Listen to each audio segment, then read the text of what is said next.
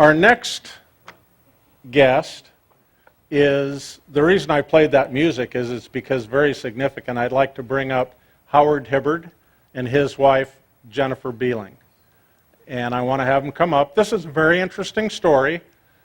Howard was our platoon leader, 2nd Platoon Charlie Company, after a lot of us were gone. He was in the late 69, 70s.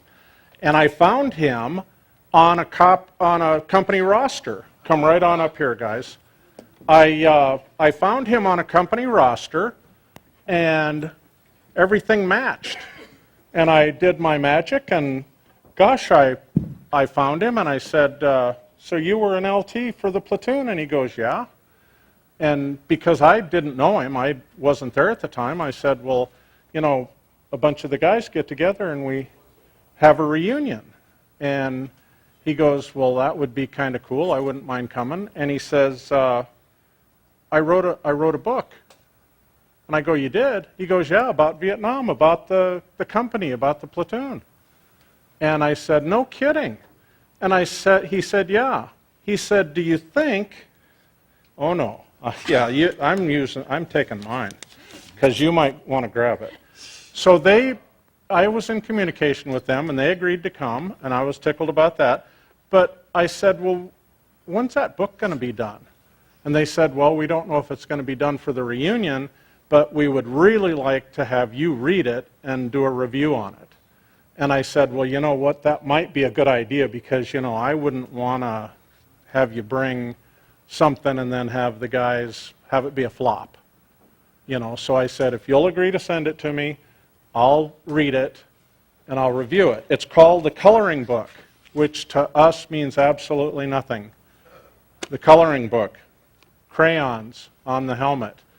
But the minute you start reading the book, you suddenly find out that this book is written by somebody that was there with us.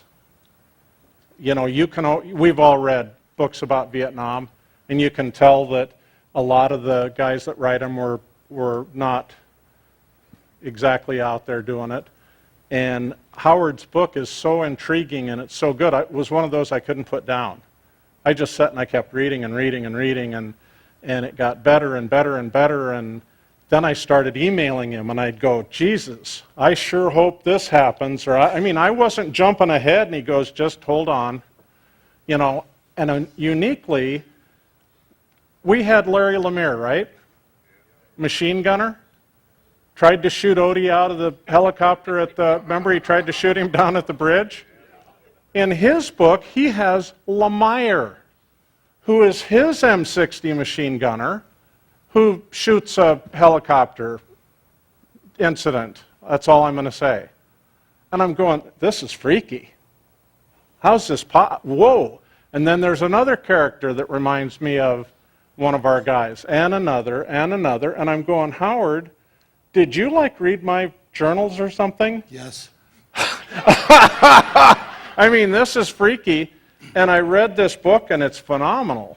So Jennifer and Howard agreed to bring 25 of the books, and they're going to give them to a veteran that agrees to do a review. So only serious readers need apply, and then there's is this the little form, and then all they're looking for, guys, is the truth. You just tell them what you think. Now, Jennifer said to me, it can be as few as 2 words or a couple of sentences. I can't do that. Sorry. I can't do that. I've got notes in the margins of this book. I have written notes in the margin and so forth that I am going to put together, and I'm going to really write a review because it's that good. So I'm telling you, if you're one of the 25 guys, and Cy's already signed up, Cy Krevling's already signed up, he wants one, that's going to be awesome. But now, you forgot your towel. Yeah, absolutely. You came home, and you just left that behind. And in your book, that towel is kind of an important piece of equipment. we only had a couple of things, a poncho liner and a towel, right? We didn't have a heck of a lot more than that. And because we got to get out of this place is the song that Tim played. This is the theme throughout from the beginning to the end of the book. So I thought, this is your first time here. We should send you home with something to remember us by. So I got a deal. It's a We Got to Get Out of This Place mouse pad. And for Jennifer, We Got to Get Out of This Place earrings. So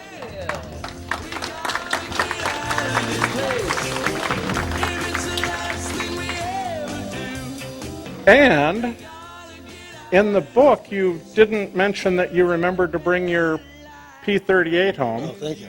So I think that would be kind of important for you to have that. And Howard, from all of us, we want to present you with a life member in our group. So this is presented to you. So now you're stuck. You're with us. Fair enough. I like it. So, Howard, now's your chance to say a few words. Well, just looking around, I'm just totally amazed by this whole group. And I can see around me now, particularly with a couple of gentlemen who are talking, that when I came back, I got spit on at the airport, at San Francisco airport. Why do they have us get off at San Francisco? Because you're just asking for it. You're just asking for it. I remember the Hare Krishnas are there, and the hippies are there, and this was going to be a bad scene, no matter what. Particularly you get off Travis Air Force Base and take the bus to downtown San Francisco. But so when I got back, I just put it in the back closet, the whole Vietnam thing. Matter of fact, for years I told people I didn't even go.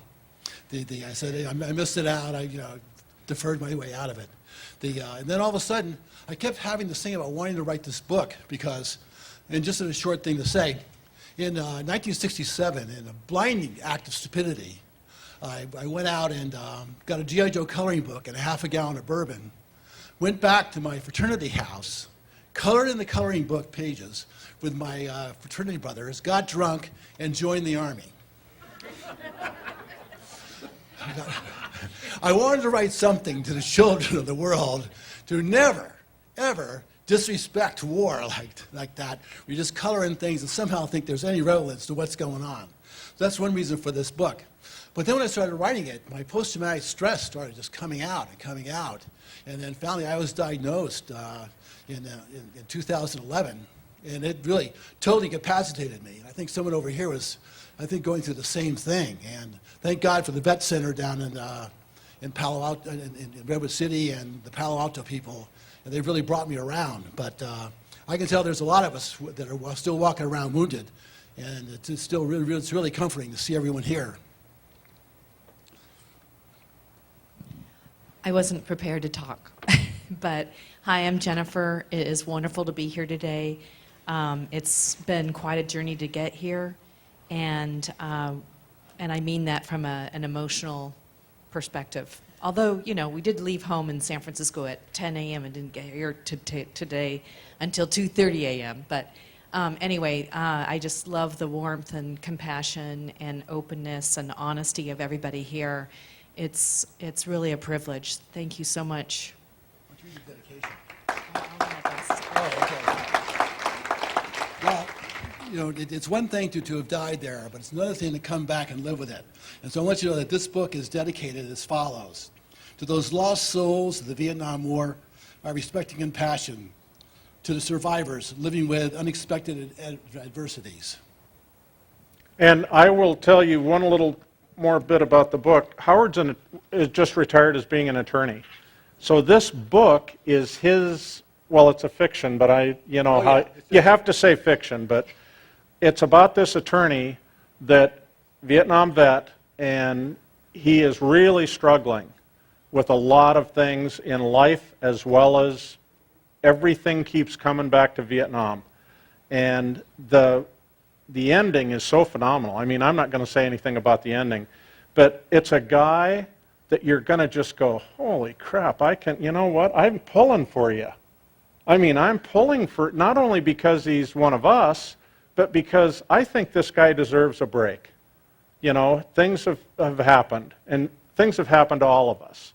And it's like, this book is very good, Howard, and I told you that, and I'm just telling everybody, this is going to, I think this book is going to be very big. Thank you. So thank you, guys. Thank you, dear hearts. You're welcome.